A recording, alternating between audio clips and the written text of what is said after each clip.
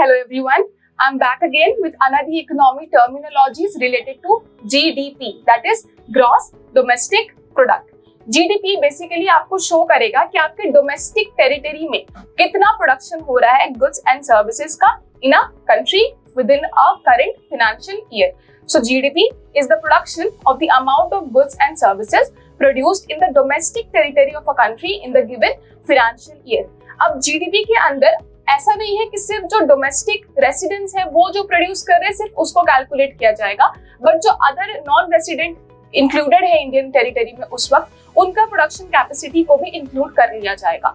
सो अगर आपको बोला जाए कि सिर्फ इंडियन रेसिडेंट्स को ही कैलकुलेट किया जाएगा तो ऐसा नहीं है. अदर नेशनल्स जो इंडियन में उस वक्त प्रेजेंट है उनके प्रोडक्शन को भी इनटू अकाउंट लिया जाता है.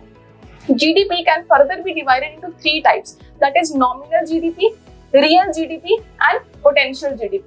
अब GDP in terms of nominal, तो nominal GDP क्या बोलता है कि it refers to the production of goods and services in an economy at the current price. तो यहाँ पे करंट प्राइस को ध्यान रखना है, मतलब उस मंथ में या उस ईयर में जो भी प्राइस है उसी से रिलेटेड आपको अपना GDP देखना है.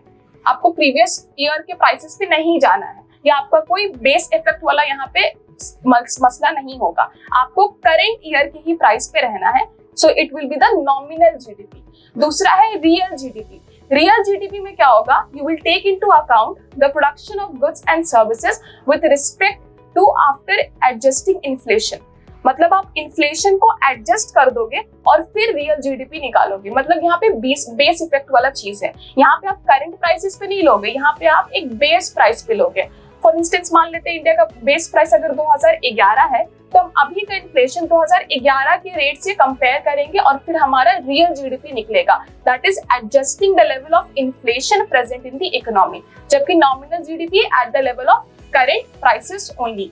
तीसरा है potential GDP. So potential word का मतलब क्या होता है? द एबिलिटी और the capacity.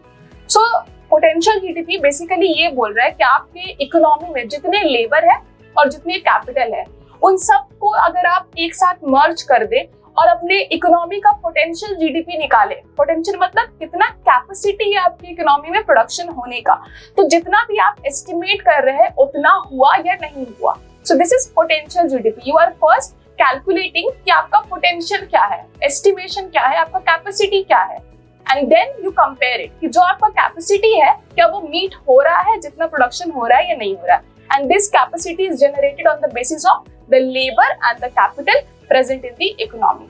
So this was GDP in terms of its three differences. I hope आपको समझ में आया होगा. If you have any doubt, query, question, you can tell me in the comment section. I'll be more than happy to reply you over there. Till then, take care guys. Thank you so much.